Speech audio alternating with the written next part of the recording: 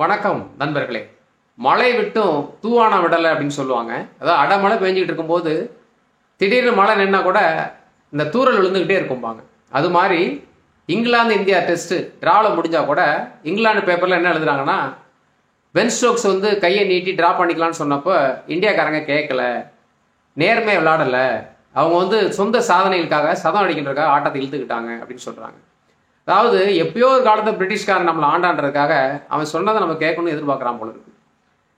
அவனுடைய எல்லா பவுலரையும் போட்டு ட்ரை பண்ணுற, விக்கெட் எடுக்க முடியல, இன்னும் ஒரு 15 ஓவர் போடணும், 2 டீமை அக்செப்ட் பண்ணால் மட்டும்தான் ட்ரா பண்ண முடியும், இல்லைன்னா நீ கம்ப்ளீட்டாக 15 ஓவர் போட்டு தான் ஆகணும்.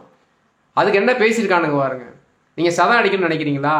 ஆர்ச்சர் சொல்கிறான், உங்கள் மண்டை மேலேயே போட்டு மண்டை மேலேயே பவுன்ஸ் போடுவேன்றான். ஜடேஜா சொல்லியிருக்கிறான், 2 நாள் அதாண்டா பண்ணிக்கிட்டு இருந்தீங்க, புதுசாக என்னவோ சொல்கிறேன் அப்படின்ட்டு இருக்கான்.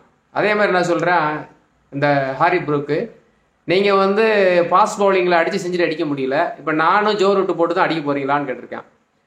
அதை பற்றி கவலையே படாமல் 2 நாள் ஃபுல்லாக எல்லா பவுலரையும் போட்டுட்டு நாள் முடியல, அதுக்கப்புறம் தான் நீ ட்ரா பண்ணிக்கலான்னு சொல்கிற, கடைசி ஒரு 10 நிமிஷத்தில் செஞ்சுரி அடிக்கல, என்ன தப்பு? அதே மாதிரி பாருங்கள், இந்த இங்கிலாந்துக்காரங்க திமிரு, எல்லா முயற்சியும் இந்தியா பண்ணி அதை வெற்றிகரமாக ட்ரா பண்ணியிருக்கிறாங்க, அதை ஏற்றுக்க மனசு இல்லை.